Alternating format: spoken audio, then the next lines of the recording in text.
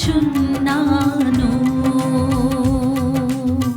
నీవు చేసిన మేలులెల్లా స్మరించుచున్నాను. హృదయమంతా ధన్యవాదము పలుకుచున్నాను.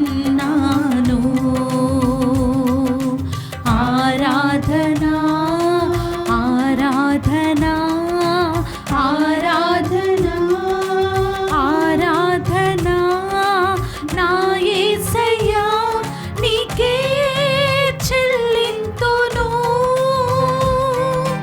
ఘనతయు మహిమయు నీకే చెల్లింతును. ఘనతయు మహిమయు నీకే చెల్లింతును.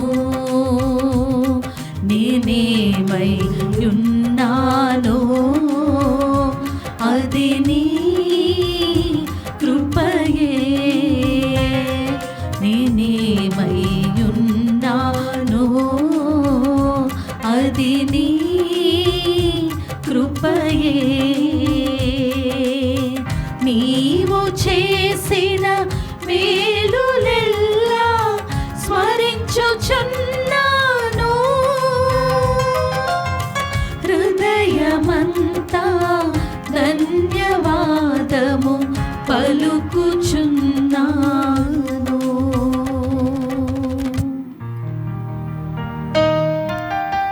నిత్య స్తుతులకు పాత్రుడైన సత్ప్రసాదనాదునికి సదాకాలము ఆరాధనయు స్తుతియు స్తోత్రములు నమస్కారములు కలుగునుగాక. నిత్య స్తుతులకు పాత్రుడైన సత్ప్రసాదనాదునికి సదాకాలము ఆరాధనయు స్తుతియు స్తోత్రములు నమస్కారములు కలుగునుగాక. నిత్య స్తుతులకు పాత్రుడైన సత్ప్రసాదనాదునికి సదాకాలము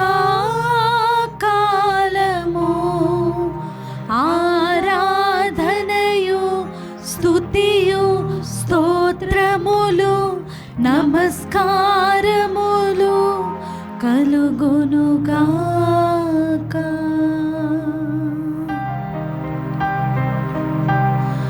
నీవు చేసిన మేలులెల్లా స్మరించుచున్నాను. హృదయమంతా ధన్యవాదము పలుకుచున్నాను. ఆరాధనా ఆరాధనా ఆరాధనా నా యేసయ్యా నీకే చెల్లింతును. యేసయ్యా నీకే చెల్లింతును. ఘనతయు మహిమయు నీకే చెల్లింతును. ఘనతయు మహిమయు నీకే చెల్లింతును. నేనేమై ఉన్నానో అది నీ కృపయే. నేనేమై ఉన్నానో అది నీ కృపయే. నీవు చేసిన మేలులెల్లా స్మరించుచున్నాను. హృదయమంతా ధన్యవాదము పలుకుచున్నాను. నీవు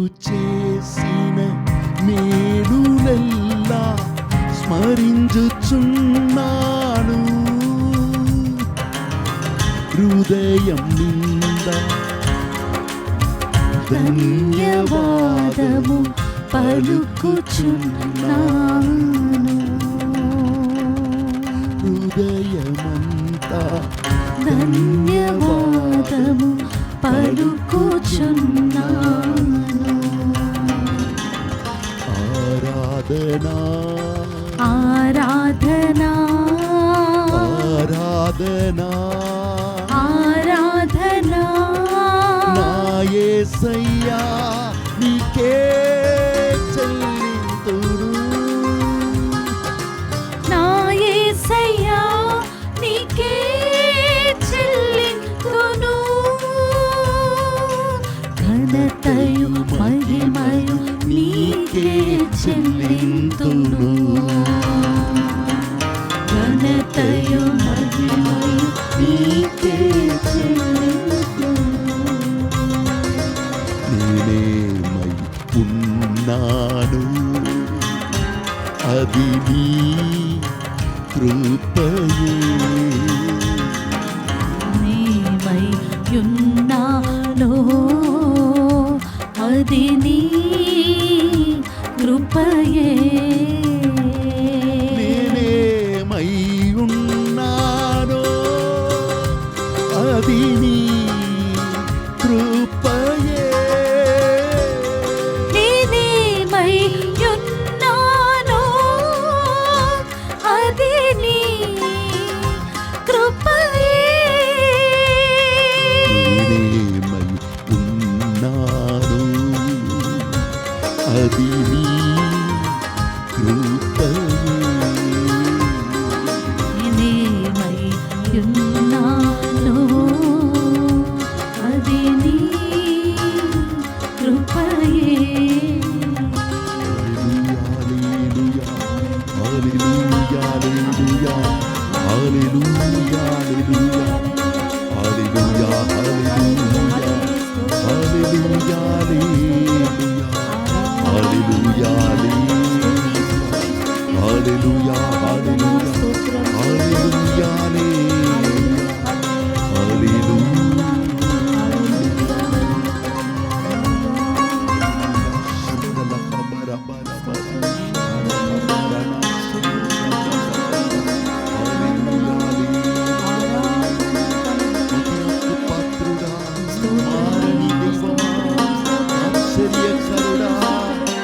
ఆలోచనకర్తా బలమైన దేవా నిత్యుడవగు తండ్రి సమాధానకర్తా. హల్లెలూయా హల్లెలూయా. సర్వశక్తుడా సర్వాంతర్యామి సర్వజ్ఞాని ఆరాధనా. ఆదిలో వాక్కైన దేవా ఆ వాక్కు మాంసమై మారుదిలో నివసించే దైవవాక్కు యేసునాదా. ఆరాధనా ఆరాధనా నా యేసయ్యా నీకే చెల్లింతును. మహిమయు ఘనతయు నీకే చెల్లింతును. నేనేమై ఉన్నానో అది నీ కృపయే. హల్లెలూయా హల్లెలూయా హల్లెలూయా హల్లెలూయా హల్లెలూయా హల్లెలూయా హల్లెలూయా హల్లెలూయా హల్లెలూయా హల్లెలూయా హల్లెలూయా.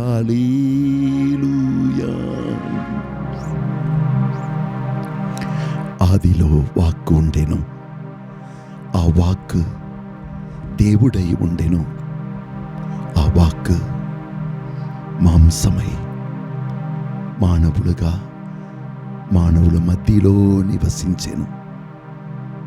ఆ వాక్కే మానవుడుగా అవతరించెను.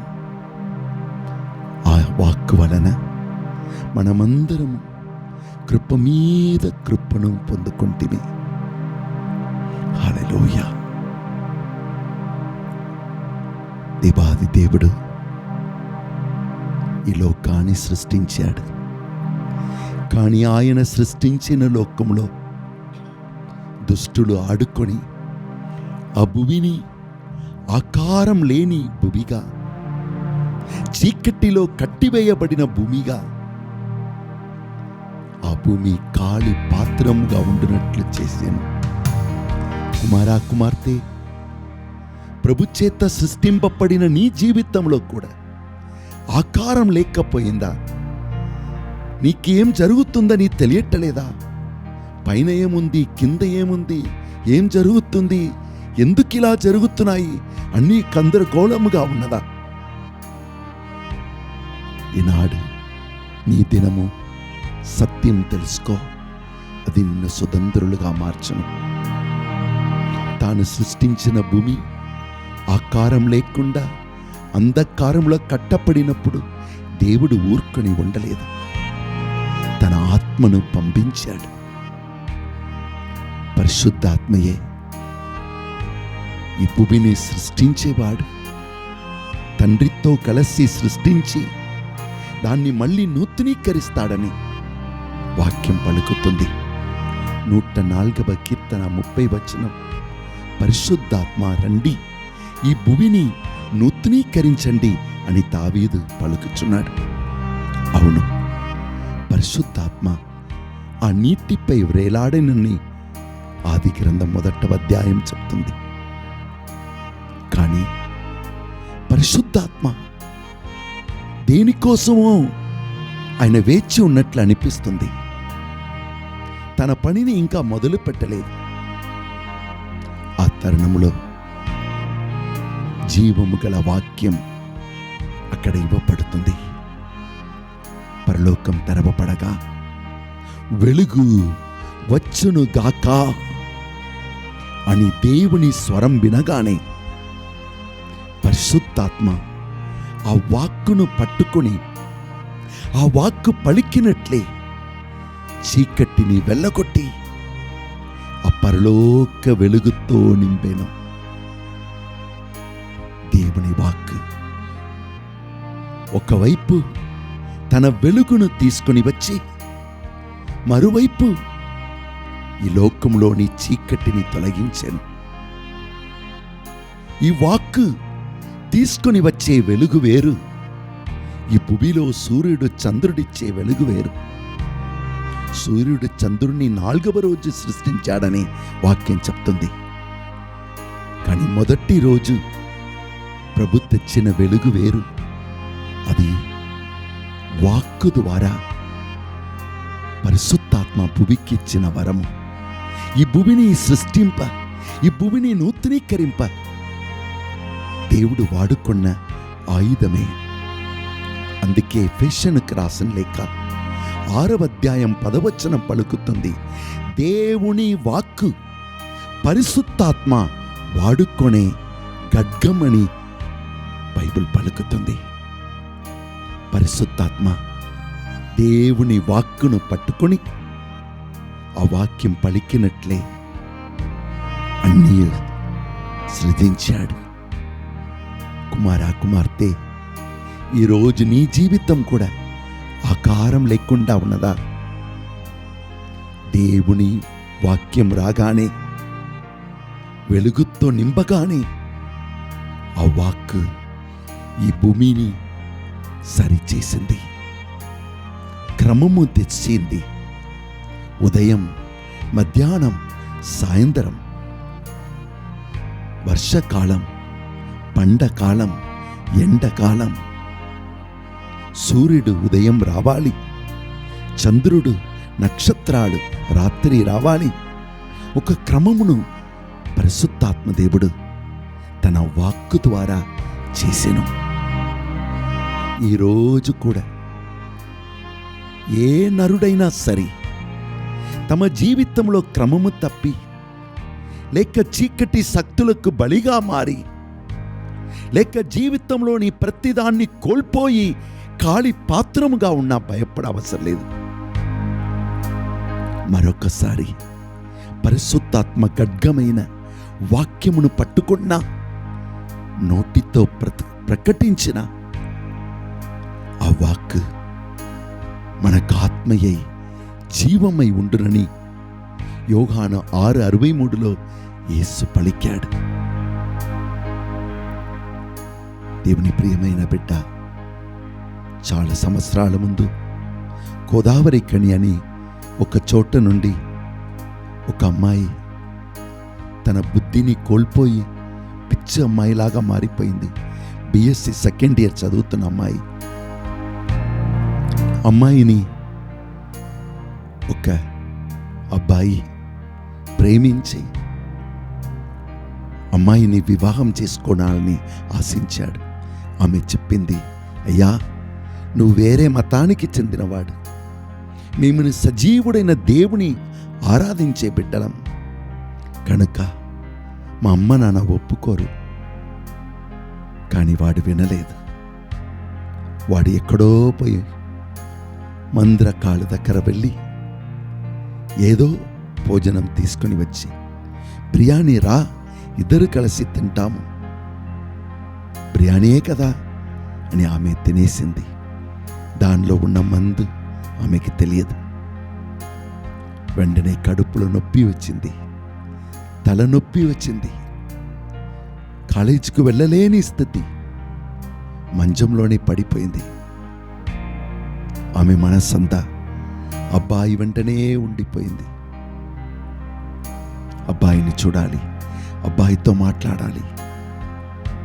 వారి తల్లిదండ్రులు కూడా విసిగిపోయి అబ్బాయికే చేస్తాంలే అని ఎప్పుడు మాట ఇచ్చారు. అప్పుడు అమ్మాయి మంచం నుండి లేచింది. తల్లిదండ్రులకు అర్థం కాలేదు. బైబిల్ చదువుతున్న అమ్మాయి బైబిల్ని ఆపేసింది. ఆ దినం నుండి ఇలా జరిగిందో ఏమో అని సందేహించారు. బైబిల్ తీసుకుని వచ్చి, అమ్మా, కీర్తన 91 చదువమ్మా, ప్రతిరోజు నువ్వు చదివిన అమ్మాయి కదా. బైబిల్ను త్రోసివేసింది. వాళ్ళకు షాక్. ఏమవుతుంది? మళ్ళీ ఆ బిడ్డను మొయినాబాద్కి ధ్యానమునకు తీసుకుని వచ్చారు. అక్కడ ఆమె దేవుని వాక్యమును వినగా ఆమె ఆ వాక్యమును వినలేక మళ్ళీ కింద పడిపోతుంది. వాక్యం బోధింపగానే బయటకు వెళ్ళిపోతుంది. అమ్మ నాన్న ఎంత ప్రతిమాలినా ఆ వాక్యం చెప్తున్నప్పుడు నేను ఉండలేనని పలికింది. అప్పుడు దేవాది దేవుడు ఆమెకొక వాక్యం ఇచ్చారు. యెషయా గ్రంథం 59వ అధ్యాయం 19వ వచనం. వరదలు వలె దుష్టుడు నిన్ను నాశనం చేయుటకు వచ్చినను పరిశుద్ధ ఆత్మదేవుడు వాక్యమనే ఖడ్గమును పట్టుకొని తన బిడ్డల పక్షమున పోరాడి ఆ బిడ్డలకు విజయమిస్తాడు. దేవుని వాక్యం పరిశుద్ధాత్మ వాడుకునే ఖడ్గం. వెంటనే అవడకాన్ని నడిపించిన వారు దేవుని వాక్యంను ఒకటి తర్వాత ఒకటిగా చెప్పమని నేర్పించారు. జీసస్ ద డివైన్ హీలర్ అని ఒక చిన్న పుస్తకం ఉన్నది. ఆ పుస్తకంను యేసు గుణపరచే వైద్యుడు. ఆ పుస్తకంలో దేవుని వాక్యం ఆరంభం నుండి, బైబిల్లో ఆరంభం నుండి చివరి వరకు ఎలా యేసు స్వామి వాక్కును వాడుకొని ఎంతోమందికి స్వస్థతను విడుదలనిచ్చారు. దాన్ని ఆమెకిచ్చి వాళ్ళ అమ్మ చదువుతూ ఉంది, ఈ పాపను తిరిగి చెప్పమా అని పలికారు. వాక్యమును ఆమె పలుకగా ఆమెలోని దుష్టాత్మ ఆమెను విడిచిపెట్టి వెళ్ళిపోయింది.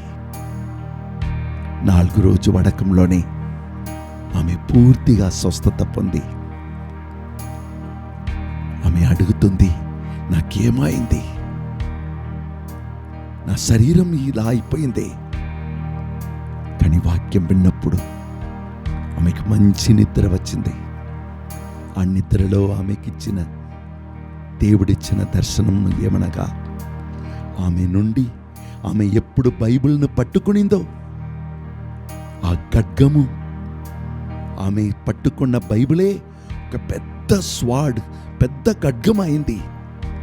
అది ఆమె కాళ్లను చుట్టి ఉన్న సర్పాన్ని తలను నరికివేసింది. ఆ సర్పమును తొక్కివేసింది. ఆ బిడ్డ విడిపింపబడ్డారు. ఆరోగ్యం పరిపూర్ణంగా పొందుకున్నారు. ఎంతో మంది ముందు సాక్ష్యం పలికారు.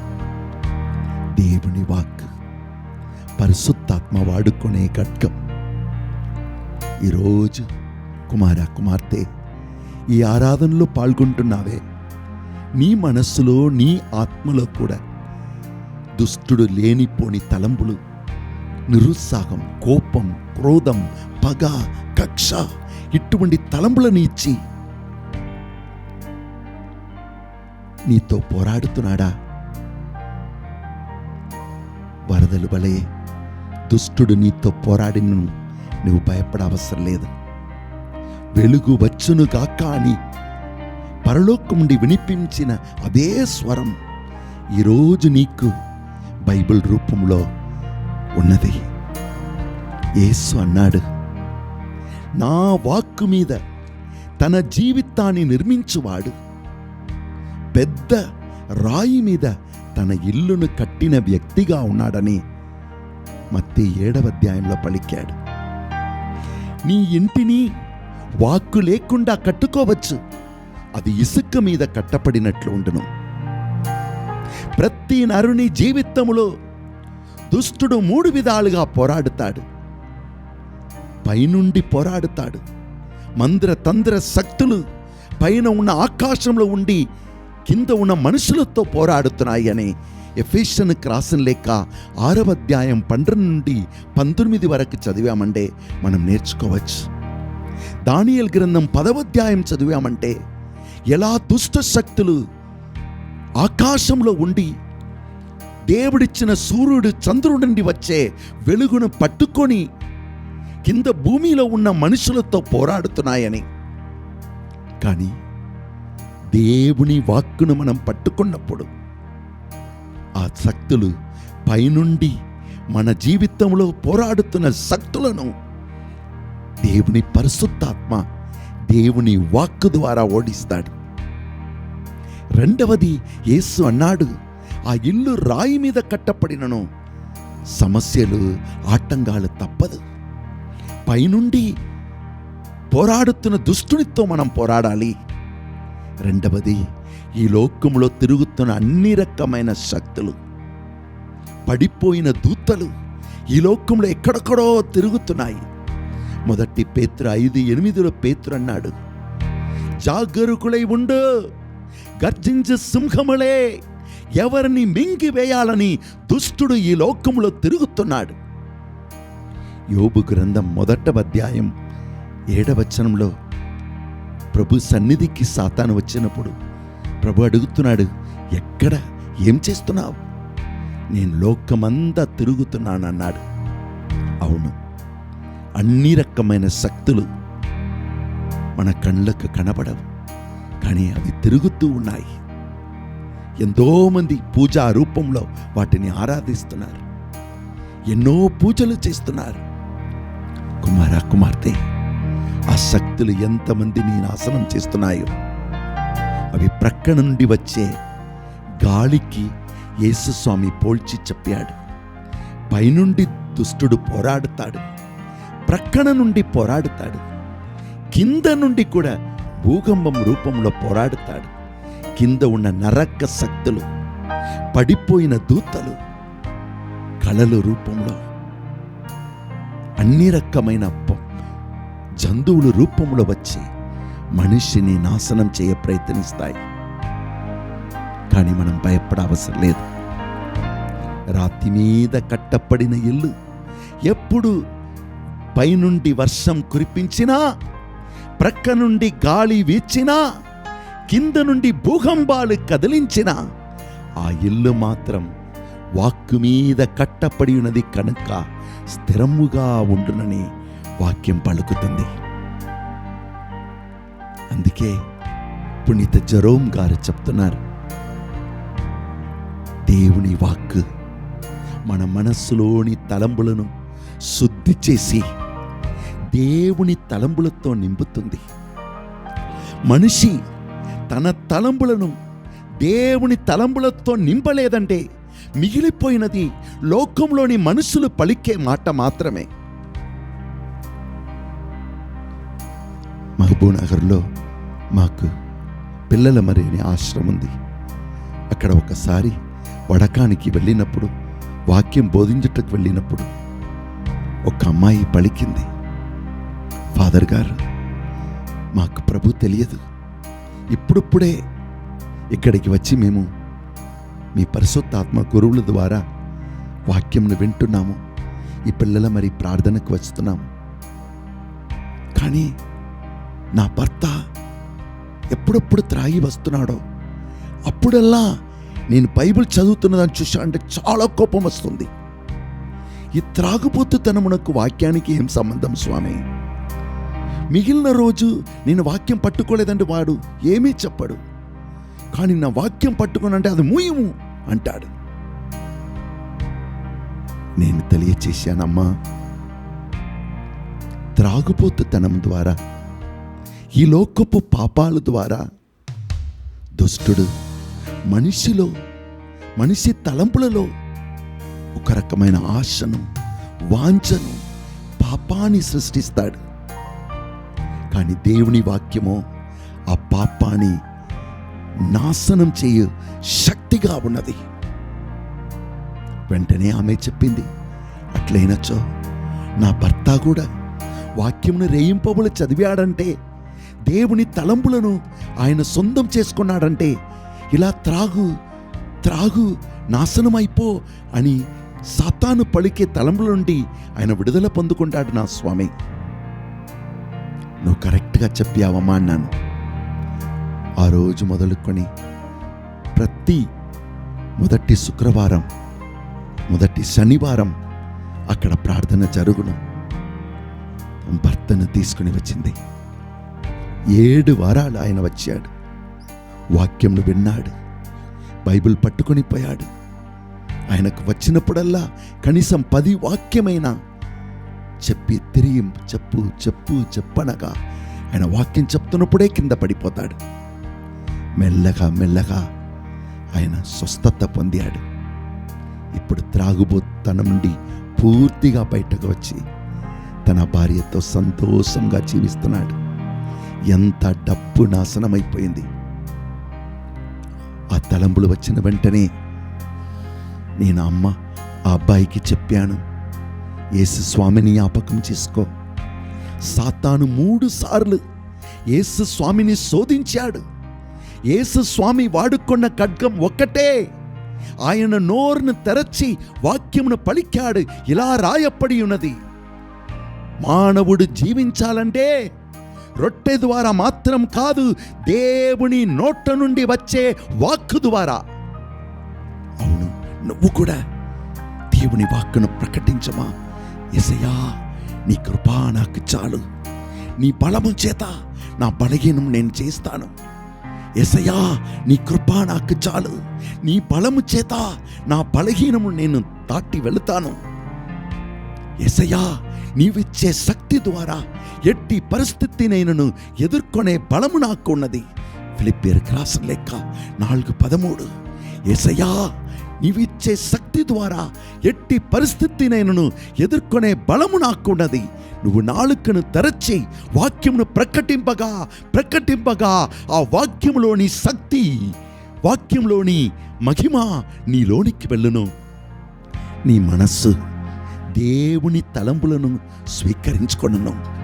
నీ మనస్సులో లోకపు తలంపులతో, పాపపు తలంపులతో అన్ని రకమైన వాట్సప్ చూసి, అన్ని రకమైన సెల్ ఫోన్లోని కార్యాలను చూసి నీ మనస్సు మొత్తము కృళ్ళిపోయిందా?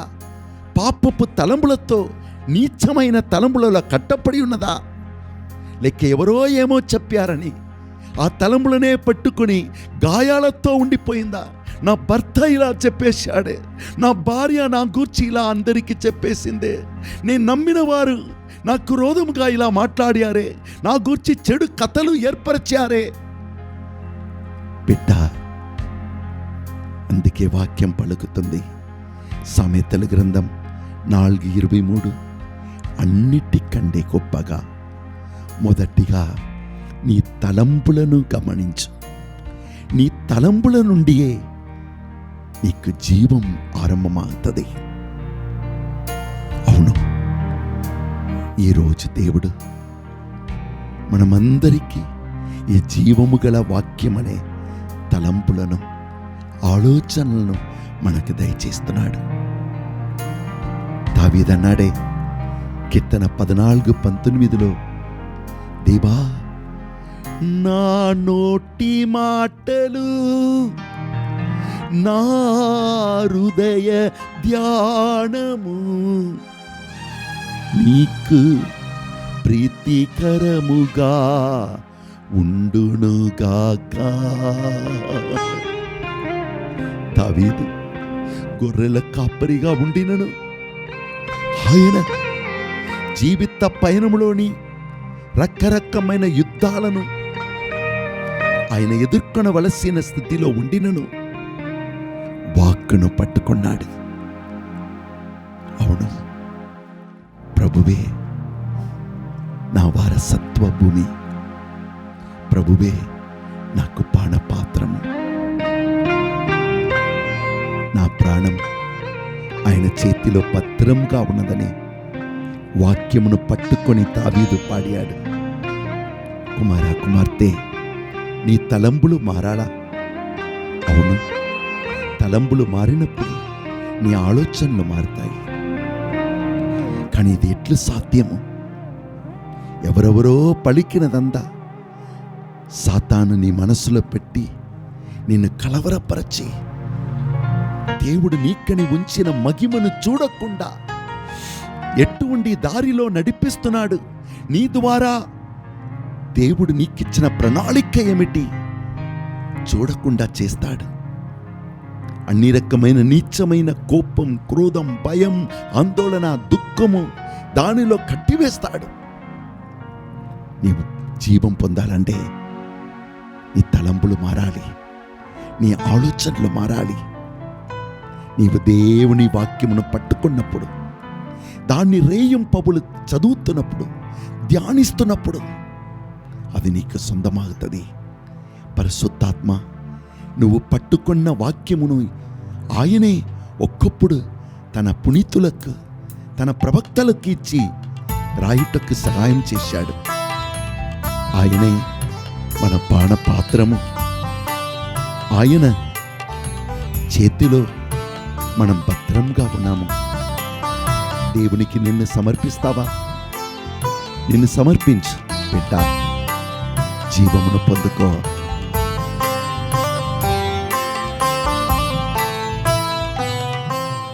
ప్రభువే నా వారసత్వ భూమి, నాకు పాన పాత్రము, నా ప్రాణము ప్రభు ఆధీనములో భద్రంగా ఉన్నది. ప్రభువే నా వారసత్వ భూమి, నాకు పాన పాత్రము, నా ప్రాణము ప్రభువాధీనములో భద్రంగా ఉన్నది. ప్రభు పౌలన్నాడు, రోమాపత్రిక 10వ అధ్యాయం 17వ వచనములో నీ వాక్కు నీకు విశ్వాసమునిచ్చెను. ఆ విశ్వాసం వలన నీవు జీవిత పయనంలో నీ సమస్యను ఓడిస్తావు. మూలం దేవుని వాక్కును నువ్వు పట్టుకున్నప్పుడు మొదటిగా నువ్వు గమనించేది నువ్వు ఒంటరిగా లేదు, నీ దేవుడు నీతోనే ఉన్నాడు. నీ వాక్కు దేవుని వాక్కు పక్కన ఉండాలి, దేవుని వాక్కు మనసులో ఉండాలి, దేవుని వాక్కు నోటిలో ఉండాలి, ఎప్పుడు చెప్తూ ఉండాలి. అప్పుడు దైవ సన్నిధిని, ఆయన మనల్ని మోస్తున్న అనుభవాన్ని మనం గమనించగలము. ఎక్కడికెళ్ళినా నీ నీడ నా మీదనే, ఎక్కడికెళ్ళినా నీ నీడ నా మీదనే, ఏమి చేసినా నీ తోడు నా వెంటనే, ఏమి చేసినా నీ తోడు నా వెంటనే, నీ వాక్యమే త్రోవకు వెలుగు, నీ వాక్యమే నా దరికి జీవం, నీ వాక్యమే నా త్రోవకు వెలుగు, నీ వాక్యమే నా దరికి జీవం. జీవించు కాలమంతా నీ మంచితనం నన్ను వెంబడించును, జీవించు కాలమంతా నీ మంచితనం నన్ను నడుపును, జీవించు కాలమంతా నీ దివ్య వాక్కు నన్ను నడిపించును, జీవించు కాలమంతా నీ దివ్య వాక్కు నన్ను నడుపును. నమస్కారం నమస్కారం నా ప్రియ యేసయ్యా, నమస్కారం నమస్కారం నా ప్రియ యేసయ్యా, నమస్కారం నమస్కారం నా ప్రియ యేసయ్యా, నమస్కారం నమస్కారం నా ప్రియ యేసయ్యా. యెరెమీయా ప్రవక్త చెప్తున్నాడు. యెరెమీయా గ్రంథం 17వ అధ్యాయంలో దుష్టుడు పోరాడుతున్న పోరాటం మామూలుది కాదు. హృదయంలో ఉన్న ఆలోచనలు ఒక్క నరుని నాశనం చేయవచ్చు, ఆ నరుని జీవింప చేయవచ్చు. హృదయమునకు ఉన్నంత కపటము దేనికి కూడా లేదు. దాని రోగమును ఎవడు గుర్తించుకుంటాడని యెరెమీయా గ్రంథములో 17వ అధ్యాయం 5 నుండి 9 చదివామంటే యెరెమీయా ఏడుస్తున్నాడు. అవును, దుష్టుడు మన తలంపులతో పోరాడి నువ్వు పనికిరావు, నువ్వు ఈ పని చేయలేవు, దీన్ని దాటి వెళ్ళలేవు, అన్ని రకమైన నెగటివ్ తలంపులు ఆలోచనలు ఇస్తాడు, మన ధైర్యాన్ని తీసివేస్తాడు. కానీ మరోవైపు పరిశుద్ధాత్మ స్వరమును విని వాక్యం చదివామంటే యెరెమీయా ప్రవక్త చెప్తున్నాడు 29:11 నీకని నేను ఉంచిన పథకములు నాకు మాత్రమే తెలుసు. నేను ఎందుకు నిన్ను సృష్టించాను, ఎందుకు నీవు ఇలా ఉన్నావే, ఇలా ఎందుకు నేను చేశాను, నీ ద్వారా నేను ఏం చేయాలని కోరుతున్నాను, ఎక్కడికి నేను నడిపిస్తున్నాను. కొన్నిసార్లు నీ జీవితంలో సమస్యలని నువ్వు తలంచే దాని ద్వారా కూడా నేను మంచిది చేయుటకు సిద్ధంగా ఉన్నాను. నా వాక్కును చదువగా ధ్యానింపగా నేను నీకని ఉంచిన పథకములు నీకు అర్థమవుతుంది.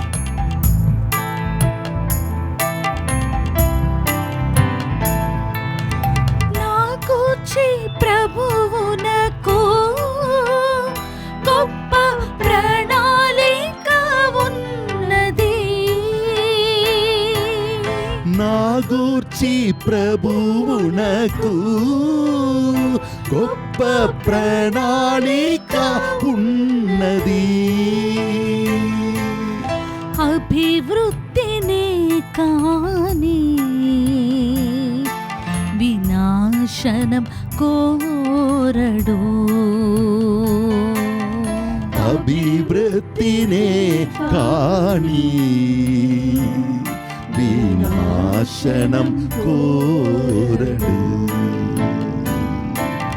బంగారు భవిష్యత్తును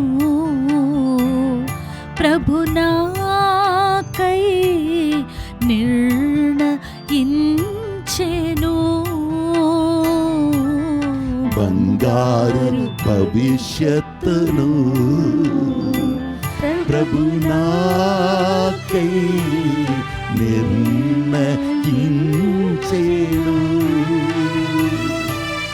నమస్కారం నమస్కారం నా ప్రియ యేసయ్యా. నమస్కారం నమస్కారం నా ప్రియ యేసయ్యా. నమస్కారం నమస్కారం నా ప్రియ యేసయ్యా. నమస్కారం నమస్కారం నా ప్రియ యేసయ్యా. ప్రభువే నా వారసత్వ భూమి, నాకు పాన పాత్రము, నా ప్రాణము ప్రభు ఆధీనములో భద్రంగా ఉన్నది. ప్రభువే నా వారసత్వ భూమి, నాకు పాన పాత్రము, నా ప్రాణము ప్రభువాధీనములో భద్రంగా ఉన్నది. కొన్నిసార్లు జీవితంలో జరిగేది అర్థం కాదు. అవును, ఎసేకియల్ ప్రవక్త జీవితంలో అట్లనే జరిగింది. ఏం చేయాలి, ఎక్కడికి వెళ్ళాలో ఆయనకు అర్థం కావటం లేదు. ఆ తరుణంలో ప్రభు ఆయన్ని ఒక లోయలోనికి తీసుకొని పోయాడు. ఎండిపోయిన ఎముకలను చూపించాడు. ఎసేకియల్ ఏడ్చాడు, నా జీవితం ఇట్లనే ఎండిపోయింది. మనిషి దుఃఖానికి స్థలం ఇచ్చిన సామెతల గ్రంథం 17:22 చెప్తుంది, అది ఎముకలల్లా ఎండిపోనట్లు చేస్తుంది.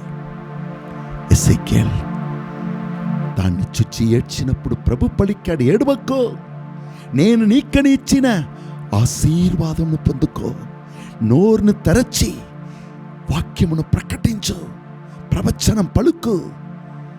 నీవు విశ్వసించాలి మొదటిగా వాక్యమును, రెండవది ఆ వాక్కును నీవు ప్రకటించాలి. నోరును తెరచి చెప్పాలి, అప్పుడు అది నీకు సొంతమవును. వెంటనే ఎసేకియల్ ఈ ఎండిపోయిన ఎముకలల్లా కలిసి వచ్చునుగాక అనగా ఆ ఎముకలన్నీ కలిసి వచ్చినాయి. అవును, అప్పుడు ప్రవక్త పలికాడు, దేవా నీ ఆత్మను పోయిమయ్యా. మరొక్కసారి ఇంకొక వచనం పలికాడు, వెంటనే ఎండిపోయిన ఎముకలెల్లా కలిసి ఒక గొప్ప సైన్యముగా మారింది. ఎస్ఐకేల్ ధైర్యం తెచ్చుకున్నాడు. గొప్ప ప్రవక్తగా మారి మహిమగల రహస్యాలను రాశాడు. ఇద్దరు శిష్యులు, యేసుని శిష్యులు దారి తప్పిపోయి ఎమ్మావుసుకు వెళ్ళినప్పుడు యేసు వారిని వదలలేదు. మనిషి మారాలంటే తలంపులు మారాలి. కనుక వారి మధ్యలో లేఖనమును మోషే మొదలుకొని చదువుతూ వారికి తెలియచేస్తూ మాట్లాడుతూ నడిచాను.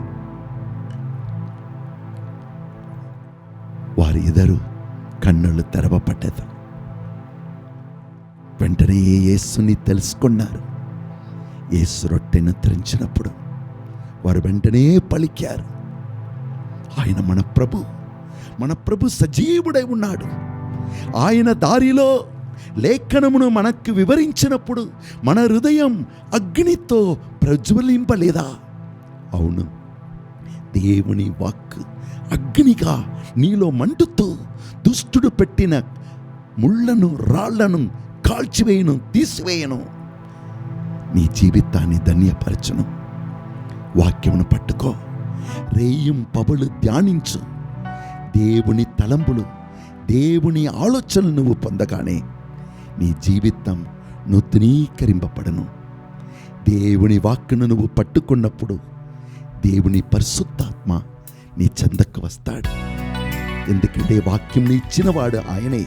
ఆ వాక్యం నువ్వు పట్టుకున్నప్పుడు దాన్ని ఇచ్చిన ఆత్మ నీ చెందకు వచ్చి నువ్వు ఏం ప్రకటిస్తున్నావో నాలుకతో దాన్ని నిర్వహిస్తాడు.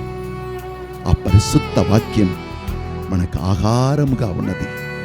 ఆ పరిశుద్ధ వాక్యముతోనే సాతాన్ని యేసు ఓడించాడు. ఆ పరిశుద్ధ వాక్యముతోనే తన శిష్యులను నడిపించాడు. నీవు కూడా ఆ వాక్కును పొందు. వాక్కు మాంసమై మనలో నివసించే పరిశుద్ధాత్మ యేసయ్యా, నీకు స్తోత్రం, నీకు ఆరాధన, నీకు మహిమ.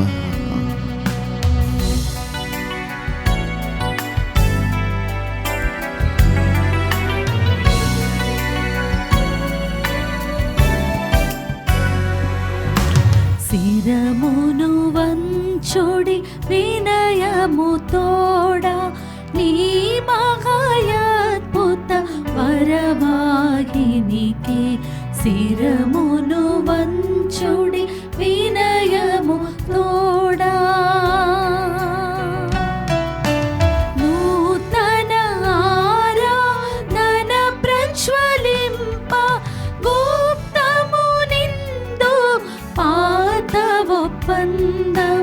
పంచేంద్రియములు గ్రహించగల్గున విశ్వాసమేగా దైవ రహస్యం. శిరమును వంచుడి వినయము తోడా, పరమ పితామా పాలక జయము, జయము రక్షక యేసువు నాకు. పరమ పవిత్ర స్పిరితు శాంతుకు యుగ యుగములకు స్తుతి కల్గుతన్. శిరమును వంచుడి వినయము తోడా. ప్రార్థించుదము. ఓ సర్వేశ్వరా, ఈ అద్భుత దేవద్రవ్య అనుమానము ద్వారా మీ పాటుల జ్ఞాపక చిహ్నము మాకొసగ చిత్తగించి తీరే. మీ దివ్య శరీర రక్తముల పరమ రహస్యమును మేము భక్తి శ్రద్ధలతో పూజింపను. మీ రక్షణ ఫలితమును మేము నిరంతరము చవి చూడను. యుగ యుగములు జీవించుచు పాలన చేయు ఏలిన వారా, మాకు అనుగ్రహించండి.